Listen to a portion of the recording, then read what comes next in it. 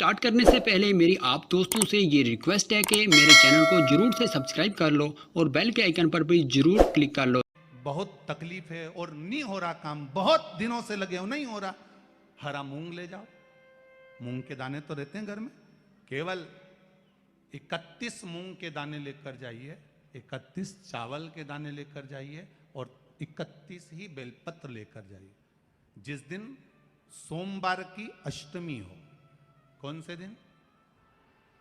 सोमवार की अष्टमी हो, उस दिन शंकर जी के मंदिर में जाओ, 3 चीज लेकर जाओ, मूंग के दाने, चावल, बेलपत्र।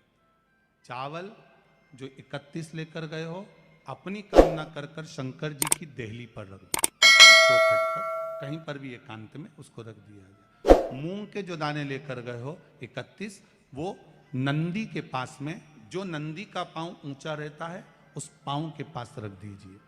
और जो 31 बेलपत्र लेकर गए हो, वो 31 बेलपत्र अशोक सुंदरी वाली जो जगह है, आपको पहले बताया है कथा में, अशोक सुंदरी जी का स्थान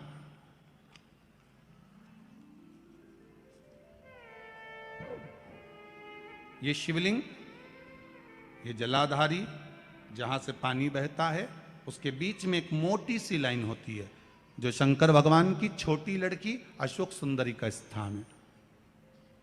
शिव जी के 13 बच्चे हैं, 13 बच्चे में सबसे छोटी लड़की अशोक सुंदरी यहीं पर विराजमान होती है, जहां से पानी नीचे गिरता है। प्रत्येक शिवलिंग के सामने एक मोटी सी लाइन होगी, उस मोटी सी जो लाइन है अशोक सुंदरी, वहां पर जो 31 बेलपत्र लेकर गए हो, अपनी कामना कर कर पीला चंदन, लाल चंदन लगाकर उस पर समर्पित करते जाओ। उसकी डंडी जहां से पानी बहता है उस ओर होना चाहिए। आप निवेदन कर कर देखो, एक सोमवार की अष्टमी पर कर कर देखना, दूसरी सोमवार की अष्टमी आएगी, अपने आप आपका काम हो गया होगा। बाबा से निवेदन तो करो, क्यों भटक रहे? भोला सब दुख काटो, शिव शंकर जपूं तेरी माला, भोले बाबा जपूं तेरी माला, भोला सब दुख काटो, ओ भोला सब दुख काटो। आप उससे निवेदन करेंगे, प्राप्त होगा। शिव तत्व में जो सुख है, वो सुख कहीं नहीं।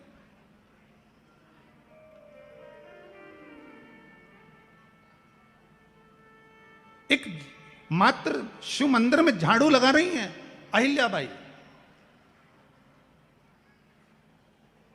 साधारण सा भाव है, केवल एक झाड़ू। कई लोग कहते हैं महाराज जी, आप कहते हो मंदिर में जाकर झाड़ू लगाओ, पोछा लगाओ, तो जो हमने मंदिर में रख रखा है स्वीपर आदि कादिक, जो भी सेवा करने वाला है, काम करने वाला है, वर्कर है, वो कर रहा है, तो हम क्यों करें? अरे भाई, एक बात याद रखना, आप सबसे पूछना चाहूंगा, आप लोग कहते हो कि मंदिर की सफाई जो वर्कर रखा है उसे करना चाहिए, मंदिर की सफाई जो पुजारी रखा है उसको करना चाहिए। मैं आपसे पूछना चाहता हूं कि आपके घर में जो तिजोरी है, दिवाली पे उसकी सफाई कौन करता है? नौकर करता है? अरे बोलते तो जाओ। नौकर करेगा? नहीं। वर्कर करेगा? नहीं। स्वीपर करेगा? नहीं।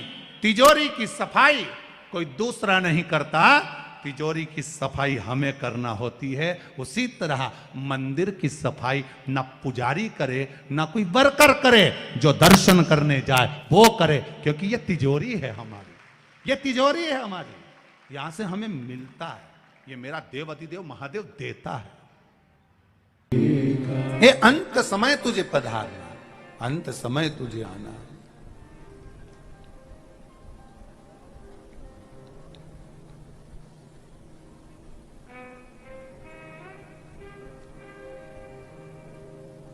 और जब तक वो ना आए, वो निश्चित भगवान कर रहे हैं रुक्मणी से कि तू तैयार होकर जगदम्बा के मंदिर पहुंच, मैं तुझे लेने आ जाऊंगा। यहाँ भगवान सती मैया को लेकर कुंभज बाबा क्या कथा सुनने के लिए गए, और कुंभज बाबा क्या पहुंचते से कुंभज बाबा ने जैसे ही हाथ जोड़े तो सती मैया के भीतर अहंकार प्रकट हो गया, अभिमान प्रकट हो गया। कभी भी शिव महापुराण की कथा में जाओ, भगवान के चरणों में जाओ, मंदिर में जाओ, द्वार पर जाओ परमात्मा के, तो ये विचार कर कर मत जाना कि हम बहुत बड़े हैं, हम बहुत वीआईपी हैं। तो हम अभी आपसे कहें एक बात, कभी भी अपनी जिंदगी में देखना, कभी जीवन में मौका मिले, सारे मंदिरों में जाओगे तो वीआईपी पास मिल सकता है, पर किसी गुरुद्वारे में जाकर देखना, वहां वीआईपी पास की जरूरत ही नहीं होती, वहां तो प्रेम परोसा जाता है। गुरुद्वारे में वीआईपी पास नहीं चलता, गुरुद्वारे में तो केवल यह देखा जाता है कि मेरे गुरु की शरण में कौन आया है, गुरु के द्वार कौन आया है, गुरुद्वारे कौन आया है, उसको वीआईपी पास से मतलब है ही नहीं।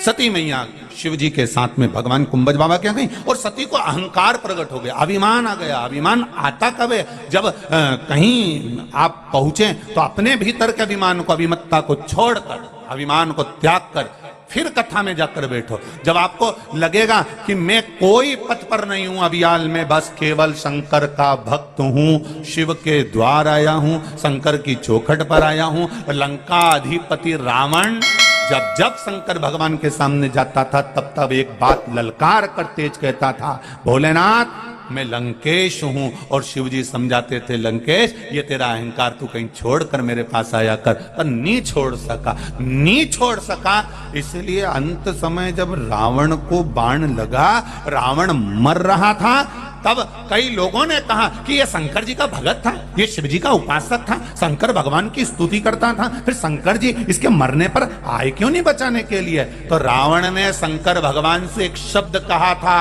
भोलेनाथ मुझे तुमसे कुछ नहीं चाहिए, एक बात बस मेरी मान लो। शिव जी ने पूछा क्या? तो कहा ये लंका मुझे दे दो। लंका दे दी, वैभव दे दिया, सत्ता दे दी। फिर रावण कुछ और मांग ले। रावण से कहा माता पार्वती ने जब मरेगा उस समय पर तो शिव को आना पड़ेगा ना। लंकाधिपति रावण ने कहा आने की जरूरत नहीं, लंकेश में वो बल है कि किसी देवता को आने की जरूरत नहीं है मुझे बचाने के लिए। भगवान शंकर से कई लोगों ने कहा, जैसे आप लोगों से लोग कहते हैं, ऐसे शिव जी से कहा तुम्हारा भक्त है, इसको समझाओ, इसे समझाओ। तो इतने में रावण के मामले में शंकर भगवान कहते थे, हाँ मेरा भक्त है, तुम्हारा शिष्य है, समझाओ, तुम इसके गुरु हो। तब रावण जैसे ही बात निकलती थी तो शंकर भगवान कह देते थे, मैं इसको नहीं समझा सकता, ये मेरा चेला जरूर है, पर जब मेरे पास आता है तो मेरा गुरु बन जाता है, मुझे समझा के चला जाता है। ऐसे संसार में कई मिलेंगे जो तुम्हें समझा समझा के चले जाएंगे।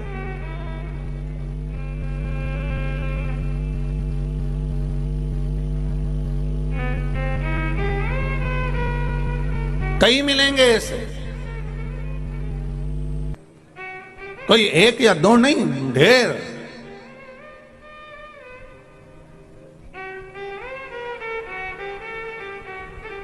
अरे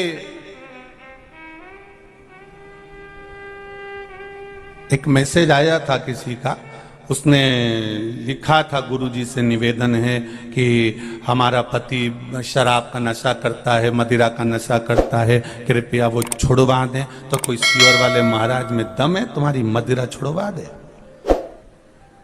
ऐसे ना जाने कितने महाराज मंदसौर की दरा पर आए होंगे तो भी मदिरा नहीं छुड़ा पाए होंगे। कोई नहीं छुड़ा सकता। तुम इन्हें गंगा के जल में ले जाकर खड़ा कर दो तो मदिरा नहीं छोड़ेंगे, इन्हें नर्मदा के जल में ले जाकर खड़ा कर दो तो मदिरा नहीं छोड़ेंगे। तो मदिरा छूटेगी कैसे? हमारे कहने से या व्यासपीठ से बोलने से मदिरा नहीं छूट सकती। इनको संकल्प भी दिला दें तो ये मदिरा नहीं छोड़ सकते। इनकी मदिरा कब छूटेगी? तो शिव महापुराण की कथा कहती है, इनको कथा बिठाओ, सुनाओ, मंदिर लेकर जाओ, शंकर जी पे 1 लोटा जल चढ़वाओ। जब शिव जी से इनकी लगन जागेगी और अंदर भक्ति जब पैदा होने लगेगी, तब अपने आप मदिरा से नफरत होने लगेगी। कोई नहीं छुड़ा सकता, पर भक्ति छुड़ा सकती। मदिरा छुड़ाना कोई बस की नहीं, कोई नहीं छुड़ा सकता, पर भक्ति, अंदर जो पाप है वो निकलेगा। भक्ति भराती चली जाएगी। मंदिर जाएगा, भगवान को 1 लोटा जल चढ़ाएगा, शिव जी की आराधना करेगा, 1 बेलपत्र चढ़ाएगा, 1 चावल का दाना चढ़ाएगा। शंकर की आराधना में जैसे जैसे जैसे जैसे डूबता चला जाएगा, एक दिन उसके विचार में आ जाएगा कि मैं क्यों ये गंदा नाली का पानी पी रहा हूं, क्यों अपनी जिंदगी नाश कर रहा हूं। इससे तो अच्छा मैं भगवान का भजन करूं। अब मस्तक पर चंदन, गले में रुद्राक्ष की माला, मुख पर श्री शिवाय नमस्तुभ्यम, और भगवान की भक्ति में डूब गया। अब किसी से मतलब नहीं उसको, अब अपनी मस्ती में रह रहा है वो।